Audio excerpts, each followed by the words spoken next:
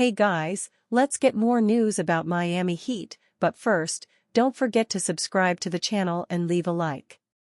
Heat blockbuster trade proposal lands NBA young star, forms new Big Three.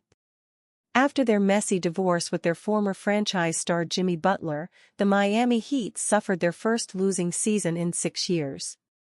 Their embarrassing sweep at the hands of the Cleveland Cavaliers in the first round of the NBA playoffs could lead to sweeping changes in the organization.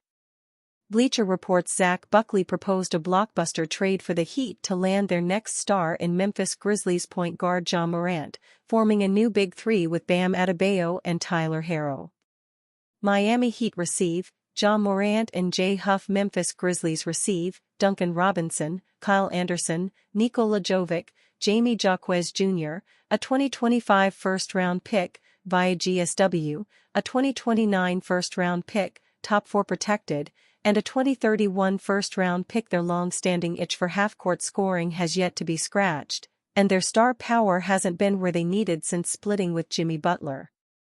Morant could help on both fronts. He's an electric downhill scorer and a skilled creator for himself and his teammates. While there would be defensive question marks with a Morant-Tyler Herro backcourt, their offensive upside would be enormous, and they would have Adebayo and head coach Eric Spoelstra around to help correct some of those mistakes, Buckley wrote. Getting Ja Morant of the Memphis Grizzlies could be a solid replacement for Jimmy Butler III in Miami. Morant might need a change of scenery after he and the Grizzlies have spiraled since his gun-related incidents. The Heat culture under Pat Riley might just be what Morant needs to straighten his ways and get back his focus into basketball. After Morant led Memphis to the second round in 2022 in a grueling series where they pushed eventual champion Golden State Warriors to 6 games, the Grizzlies have only won 2 playoff games since then. After their tumultuous season ended with the Cavaliers sweeping them, Adebayo forecast a busy offseason in Miami. There's going to be a lot of changes this summer, Adebayo said. Just from my point of view, understanding how the guy with the silver hair works. Just be prepared for that. Adebayo was clearly referencing Heat president Pat Riley, who hates losing. Riley has a solid track record of retooling the Heat from the Big Three era of LeBron James, Dwayne Wade and Chris Bosh to Butler. The Heat have no cap room to add a significant talent.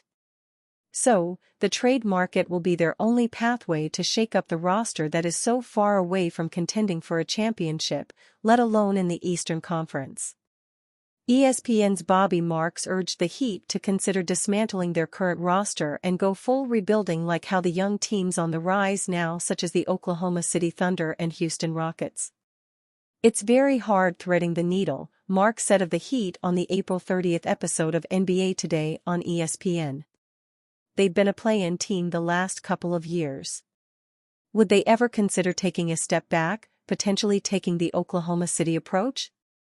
Maybe you get a core player back and draft picks and going in that direction, they are going to be where they are a year from now, if there are no changes here.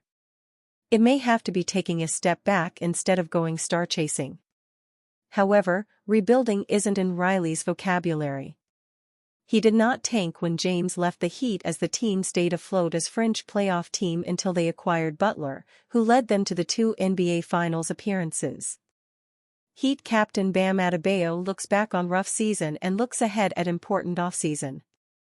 Miami Heat center Bam Adebayo has still never won an NBA championship, but the 3-time All-Star has done plenty of winning during his career. In fact, Adebayo and Boston Celtics forward Jason Tatum are the only players in the league currently younger than 28 years old who have already appeared in at least 78 playoff games. But following the Heat's midseason trade of Jimmy Butler in February, Adebayo came away from his 8th NBA season with a better appreciation of how difficult it is to win games after the Heat's ugly early first-round playoff exit. The Eastern Conference's top-seeded Cleveland Cavaliers swept the East's 8th-seeded Heat in the first round, 4-0, with the Cavaliers winning the 4 games by a total of 122 points to make it the most lopsided playoff series in NBA history. Really understanding how hard it is to win a playoff game, Adebayo, 27, said last week when asked what he took away from the Heat's first-round playoff nightmare. To understand how hard it is to win. I feel like a lot of us take it for granted when we're out there and kind of beating a team you're supposed to beat. Then you get in the playoffs and it's an even playing field, and you got to really work through it. So I think just valuing winning. Life without Butler proved to be difficult for Adebayo and the Heat. After trading the disgruntled Butler to the Golden State Warriors on February 6, the Heat closed the regular season with a poor 12-21 record following the move that brought Andrew Wiggins, Davion Mitchell, Kyle Anderson and the 2025 Warriors first-round pick, number 20 overall, to the Heat. That was enough to sink the Heat to an underwhelming regular season record of 37-45 for a 10th-place finish in the East.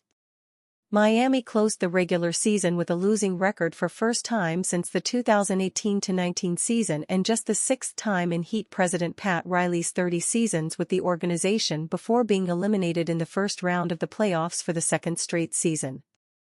This organization and this team could have let go of the rope a long time ago, going through what we went through this season, Adebayo said. A lot of people would have just chalked it up and gone like, you know what, we're just going to start over. That's one thing I love about this organization is that we're always trying to win no matter what situation we're in. We went through 2 play-in games on the road trying to just get to the dance. So I would say it's been an up and down road and we've figured out how hard it is to win. Options for Giannis Antetokounmpo's next team after Bucks becomes clearer. Rumblings around Giannis Antetokounmpo suggest that if he leaves the Milwaukee Bucks, he prefers to play in a big city, including Miami. According to The Ringer's Howard Beck, people around the league suspect that Antetokounmpo would prefer to play in Los Angeles, New York, Miami, or Chicago if he's traded this summer. Does Giannis ask out? If he does he have a list? Beck said on the Zach Lowe show. I poked around a little bit a few days ago, and the initial thing I got from one person was just like some rumblings that it's already just the big cities. One of the LA teams, or one of the New York teams, or maybe Miami. Not a big market, but a glamour market, mid-size market. I think they threw Chicago in there. Antetokounmpo is under contract through 2028 and will make $54.1 million next season. If the Bucks end up listening to offers for Antetokounmpo, it's sure to result in a competitive bidding war. The Heat have 3 tradable first-round picks and $65 million in expiring salary, so they could put together a potentially compelling package compared to the LA and New York teams. But if the Bucks expand the bidding to teams beyond Antetokounmpo's list, teams like the Houston Rockets can easily beat Miami's best offer. As Bleacher Report's Eric Pincus pointed out in this piece, with financial flexibility, draft considerations, and potentially available prospects, few teams can offer as much as Houston. For the Heat to land Antetokounmpo, they will need him to try to dictate his landing spot and which teams the Bucks negotiate with. But, as the Heat learned with Damian Lillard 2 summers ago, that doesn't always work since front offices ultimately call the shots. Adding Antetokounmpo would mark Miami's biggest acquisition since LeBron James' arrival in 2010. He is a bona fide top 3 player in the NBA and a perennial MVP candidate.